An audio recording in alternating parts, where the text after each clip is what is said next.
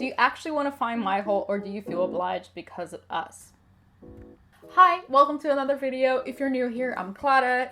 If you're not new, I'm still Clara. Thank you for subscribing. Last week, I asked you guys to comment questions for me, and I also posted this on Instagram, and you guys came through. There are so many questions, and today I'll be answering as many as I possibly can. Okay, let's get to the questions.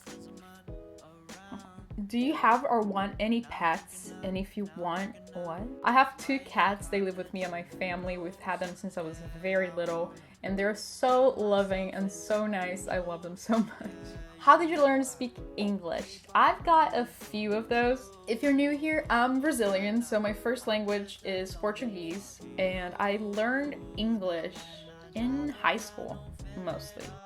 For everyone who asks for tips for learning English or like any other language, I have a video on my channel, but it's quite old. I could record an updated one just to talk about like learning foreign languages, which is something that I really love. But to answer your question, I feel like from a very early age, I always listened to foreign music. My parents listened to a lot of songs and stuff from other countries, and a lot of it was in English. And I remember that as soon as I had like access to a computer, I always looked up like translations and everything to understand what I was singing. But I think I didn't really take it seriously until I got to high school, and in my school we had the opportunity to like run for a scholarship abroad. So I feel like that really motivated me to take it seriously and learn as much as I could. If I keep talking about this, it's gonna be a much longer video.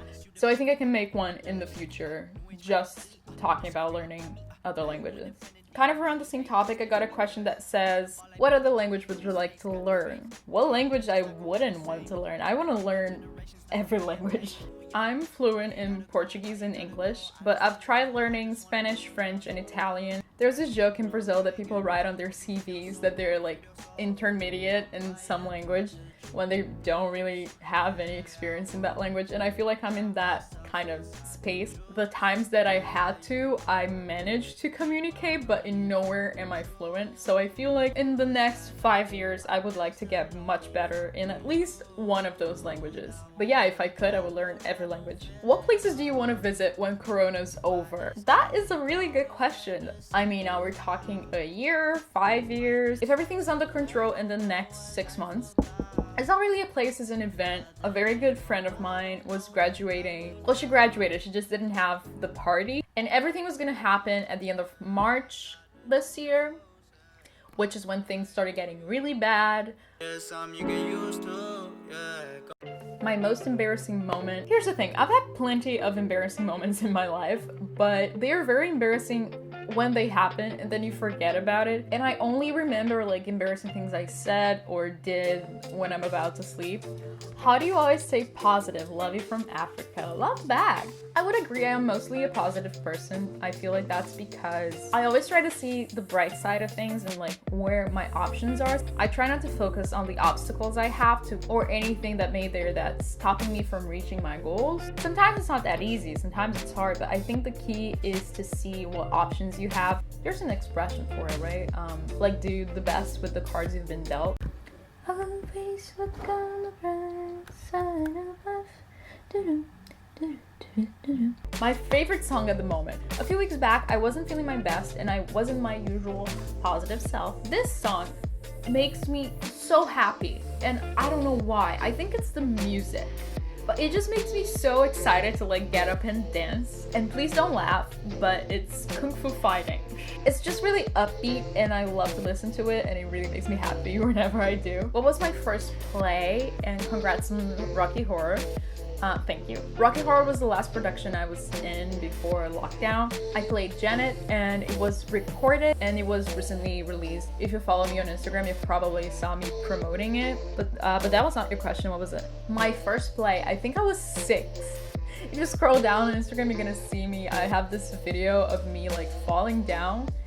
It was my very first play, and it definitely changed my life. I was really quiet and shy as a child, and just going to theater classes helped me be a better communicator. It really took a while for that to happen, but I think that a really big step was on my first play because I fell really hard on the floor, and I just kept going. I just stood up really quickly and went back and finished the scene. I remember crying when I got to the wings, but I remember very clearly just like falling down and thinking, oh my gosh, do I cry now or do I finish the scene? And in that split second, just like standing up and going for it. And I feel like that definitely made my love for theater grow, because that was something that I probably wouldn't have done if I hadn't been in that situation. So it was definitely a big step personally and professionally, I guess. And it was called En Busca do Mundo Encantado, which means finding Wonderland, like finding the enchanted world or searching for it. What made you start YouTube? If you look on my YouTube page, I've actually had this channel for 12 years. 12 years. And I've been posting on and off and privating videos. I used to post like music covers, but now I post this sort of stuff. I've wanted to have like an active YouTube channel for the longest time, but I feel like what really pushed me this time was that I made a commitment to myself that I will post at least once a week until December and see what happens. And my initial goal was just to be active on the channel. And something else that probably helped as well was lockdown. Although I spent a lot of time at home before lockdown, I really missed activities that I had outside my house that involved like anything like artsy or performance or anything. So YouTube just felt like a perfect outlet to keep that going in a different way. My favorite musical. Ooh, that's a tough one. It varies, I'm not gonna lie. It changes with time, but I feel like as of late, it's Hamilton. It's definitely more mainstream now, but I felt such a strong connection with this show since I've ever heard of it. And I actually won the lottery ticket to see Hamilton, so I watched it live on the West End. I've always felt this strong connection to this show, and I didn't realize why, and it was so hard to put into words because it always made me so emotional to think about it. But I was studying musical theater in London, and at the time I was auditioning for schools in London, so I couldn't help but notice that 90% of the people in my class were white. And that was also true for the cast of most shows that I would watch there. So I feel like in the back of my head I was always worried that maybe I wasn't gonna get as many opportunities. But having a show like Hamilton, where everyone is either a person of color or an immigrant, it made me feel like that was a chance, that there was a place for me and that I could belong in the musical theater industry. I'm not gonna cry. I'm not gonna cry. But basically, representation matters, and I didn't realize that that was what I was feeling. And now I can put into words. Back then, I just couldn't. But yeah, that's it. And I feel like that's, amongst many other reasons, is why Hamilton is so important to me. Do you have any favorite foods from Brazil? Yes, anything my parents cook. Something that I miss the most, just to like put on top of the food, is called farofa. I don't even know how to describe it. Como é que fala mandioca? Cassava. Cassava? I usually put the rice, the beans, and some farofa on top, and it's just chef's kiss. Where's your ideal country to live in? That is a very heavy question. I don't know. There are pros and cons to every country I've been to. That's hard to answer. Like, I don't have like, yeah, this country. I feel like anywhere that I'm happy, that I can work legally, and that I don't feel unsafe for any reason, it's a good place to live. If you could be a Disney princess, who would it be?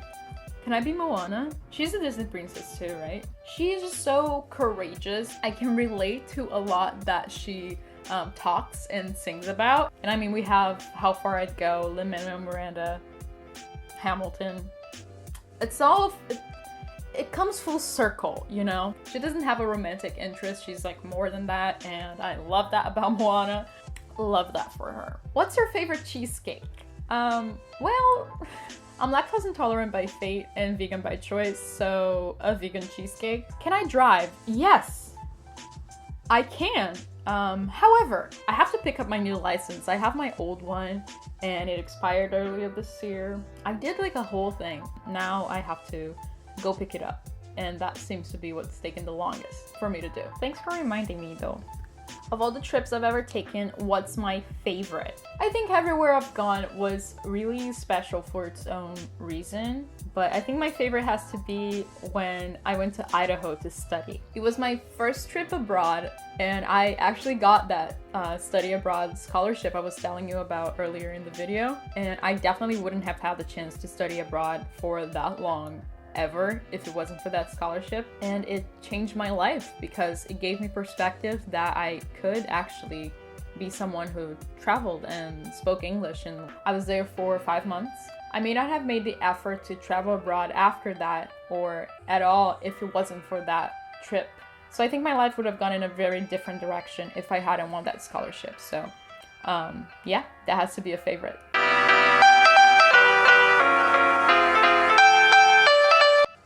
Have you and your parents lived abroad? I lived abroad. I studied in Idaho for 5 months, and I studied in London for a year altogether. I don't even know if my dad has a passport. What advice would you give for your younger self? Would you guys be interested in a big sister advice? Because I feel like I could talk a lot about advice for my younger self regarding like planning study abroad and stuff, but also just like life and confidence in general. But I think the biggest thing I would say to my younger self is that it will be okay. I had plenty of insecurities and things that made me really upset back in the day. They've all either gone away or they evolved and changed into something else, but everything's gonna be okay. Not really advice, but I feel like any advice I would give to my younger self, I might not be able to understand. But the biggest thing would be trust that everything will be okay and that your worries and your insecurities right now won't matter in a few years and you're gonna be happy. Enjoy your time at your age. Don't be on a rush to grow up because that's gonna happen sooner or later. You're never gonna be as young as you are right now, so enjoy the moment you are in right now. So that's probably what I would say to like my middle school self. And then we got to that question. I have a big and important question. Did you find Michael? Any luck on finding Michael? If you find Michael, what's the first thing you're gonna say? May I go to your wedding with Michael? I feel like she's only going on Omegle so much to find Michael. Cadê o Michael, Brasil? Have you found Michael? Seriously, where's Michael? Michael, where are you? Do you actually want to find Michael or do you feel obliged because of us? When will you ever find Michael? Have you found Michael? Did you find Michael? Where's Michael? Okay, let's talk about that. So if you don't know who Michael is, we met on Omegle. The first time I ever went on Omegle, and we had like a really nice talk, but we didn't exchange numbers or social media. I posted that video about 2 months ago. It has about 50,000 views, and that's where most of my subscribers. And if you're not yet subscribed, I just wanted to let you know that it's absolutely free, and click the bell so you don't miss any notifications of new uploads like this. We're a little late. I usually post on Sundays. But anyway, let's get back into the Michael situation. So I titled that video Going on Omegle for the First Time. I fell in love. Did I fall in love? Not really. I saw the potential there. Like, we definitely had a really good time talking to each other, and it was nice to find someone that I could easily talk to. It doesn't really happen to me. We talked for like an hour and a half, and we have like a similar humor, so I feel like that made me feel like, oh my gosh, maybe there's something there. And I feel like you guys definitely saw it too. But that's the thing. Willing or not, we're still strangers, and he may not know about the video, and I don't know how he would react. And because we didn't exchange information, I doubt that he has seen the video. I haven't found him. To answer your question, I haven't found him yet. But when I posted that video, I had 200 subscribers, and I initially used the hashtag #FindMichael as a joke. I thought it would be like an inside joke between me and my friends, but that became kind of a big thing. Like, people still comment #FindMichael in all of my videos. And no doubt, I think it would be really cool to like meet him again and see what a second conversation will be like. We're still strangers. Like, I know some things about him, he knows some things about me, but we don't know a lot about each other. I definitely think it would be really fun if I found him again. And to be honest, I kind of got that I don't use social media vibe from him. You know what I mean? So no, I haven't found Michael. Do you actually want to find Michael, or do you feel obliged because of us? I don't feel obliged to find him. I feel like it would be really fun, and it would be a very nice way to kind of like round up that storyline in a way. But I don't have any expectations of like getting married to Michael because we don't know each other. And to quote Elsa from Frozen, you can't marry a man you just met. And I also don't want to creep him out because I feel like if it was the other way around, like if I didn't know someone was looking for me and that I suddenly found out that there was this like whole YouTube channel of like people shipping me with someone I barely know, I would be kind of weirded out. And I feel like that's probably the main reason I'm not like actively pursuing finding him or like encouraging you guys to do that. We might find him in the future and I feel like that would be very fun. And he might think it's funny and like get in with the jokes and everything. But at the same time, I could find him and he could ask me to take it down. But yeah, I'll continue to go on Omegle and maybe we'll see him again, but maybe we won't. But I hope that that doesn't upset anybody and that you guys stay here watching the videos and supporting this channel regardless of finding Michael or not. Oh, and before I forget, this is a shout out of the week. If you want to win a shout out, all you have to do is go on Instagram and DM me your favorite meme of the week and you might be featured on next week's episode. Let me know in the comments what you guys want to see next. Don't forget to subscribe if you're not already and like the video for the YouTube algorithm. Bye! 'Cause